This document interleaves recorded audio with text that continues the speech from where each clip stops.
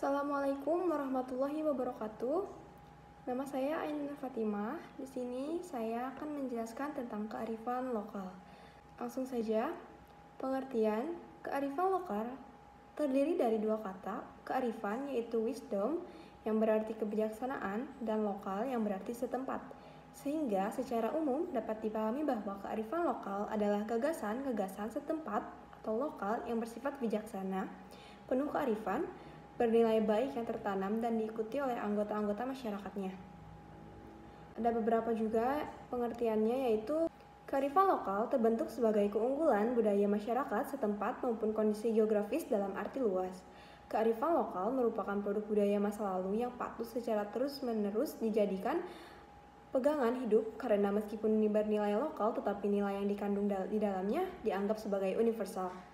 Kearifan lokal merupakan dasar untuk pengambilan kebijakan pada level lokal di bidang kesehatan, pertanian, pendidikan, pengelolaan sumber daya alam, dan kegiatan masyarakat perdesaan.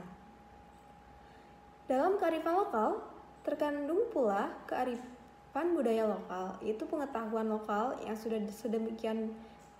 Dalam kearifan lokal, terkandung pula kearifan budaya lokal, yaitu pengetahuan lokal yang sudah sedemikian menyatu dengan sistem kepercayaan, norma, budaya, serta diekspresikan dalam tradisi dan mitos yang dianut dalam jangka waktu yang lama.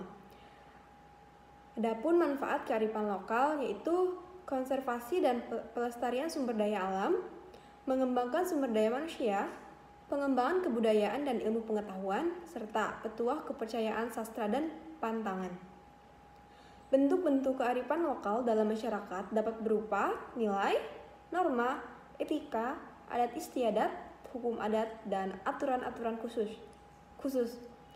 Oleh karena bentuknya yang bermacam-macam dan ia hidup dalam aneka budaya masyarakat, maka fungsinya menjadi bermacam-macam. Fungsi kearifan lokal yang pertama, konservasi dan pelestarian sumber daya alam. Yang kedua, pengembangan sumber daya manusia, misalnya berkaitan dengan upacara daur hidup. Ketiga, pengembangan kebudayaan dan ilmu pengetahuan. Keempat, sebagai petuah kepercayaan, sastra dan pantangan.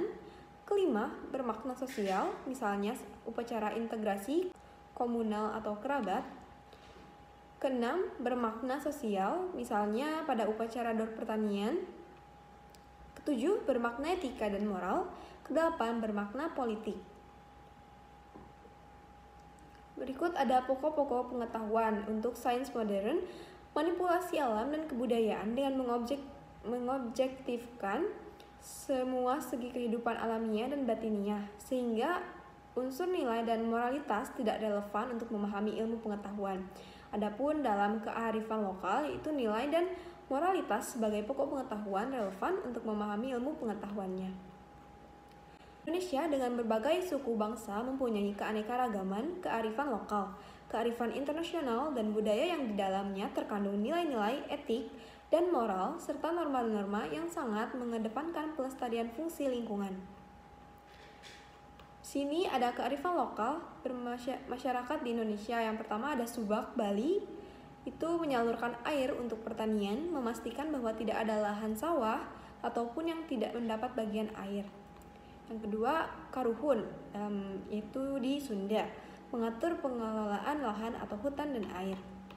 Selanjutnya ketiga, Martibelik, yaitu dari Jawa Tengah, memastikan kelestarian sumber air. Yang keempat, Tanah Ulen, Dayak Kenya, Kalimantan Timur, kawasan hutan dikuasai dan menjadi milik masyarakat adat. Pengelolaan tanah diatur dan dilindungi oleh aturan adat. Yang kelima, Celako Kumali Serawai, yaitu dari Bengkulu, kelestarian lingkungan terwujud dari kuatnya keyakinannya itu tata nilai tabu dalam berladang dan tradisi tanam tanjak.